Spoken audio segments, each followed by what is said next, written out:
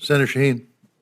Thank you, Mr. Chairman. Secretary Austin, General Milley, Deputy Secretary McCord, thank you all for being here. And General Milley, let me echo all of the thanks from other members of the subcommittee for your long service to this country. I would like to follow up on Senator Reid's comments, and I'm disappointed that more of the members of the subcommittee aren't here. Because I'm not sure that everyone understands what the impact of holding these general officer nominations are on the military. And I think Senator Reid and I are the only ones on this subcommittee on armed services who have had a chance to see this play out. And while you may not want to get into the reason why these officers are being held up, I'm going to ask you, Secretary Austin, to explain the policy that you put in place that is the reason why our colleague from Alabama says he is holding these nominees. You're speaking of our policy on reproductive health care. Absolutely. Thanks, Senator. As you well know, Senator, about 18% of our force is female. That's right. And can you speak to how important it is to be able to recruit those women into the military, especially given that recruitment is down right now? I think it's critical that people be assured that if they join the force, they will continue to have access to reproductive health care. And currently, we have about 80,000 of our women that are stationed in those areas where they don't have ready access to reproductive health care.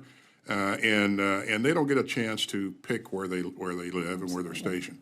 And so, you know, what this policy does is ensure that that access exists, that they have the means to access reproductive health care, and especially those things, non-covered reproductive health care.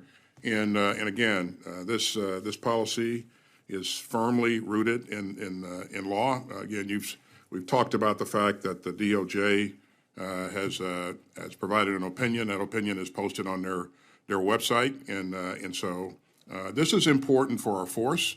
And again, we have a young force, and about 1 in 5 of our troops are women.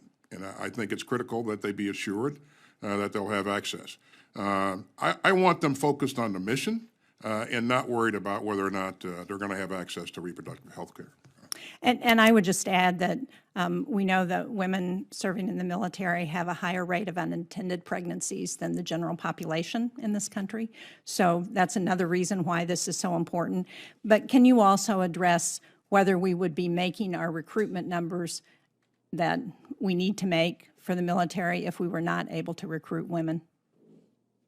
Well, certainly that problem would be compounded by an order of magnitude. Again, our women do incredible work for us, Senator, and we are all very proud of them, and they continue to amaze us each and every day. And we would not be the force that we are without the contribution that they bring to the table. And again, it's throughout DOD. I'll make that comment. Well, thank you very much. I appreciate, as I do so many people, the policy that you've put in place, and I think it's absolutely critical. And I hope that we are going to see this body address those holes that are being placed on our general officers. I talked to one of them yesterday who's waiting to be sent out to another posting, and he doesn't have his new title. He's basically in a holding pattern while he waits for that. It would be tragic if that kind of talent began to vote with their feet and because of the unpredictability, leave our service and go do something else. These people have earned the right to be promoted, and their families deserve what comes with that as well. And so we certainly don't want to begin losing people because we can't promote them. So. Absolutely. Mr. Secretary, you were asked, I think, by Senator Moran about the registry for those people at Red Hill, and you said that that is, in fact, in place, which I appreciate. I think that's important. But DOD has not sought to set up a registry for military members who have been exposed to PFAS. Can you speak to why that is?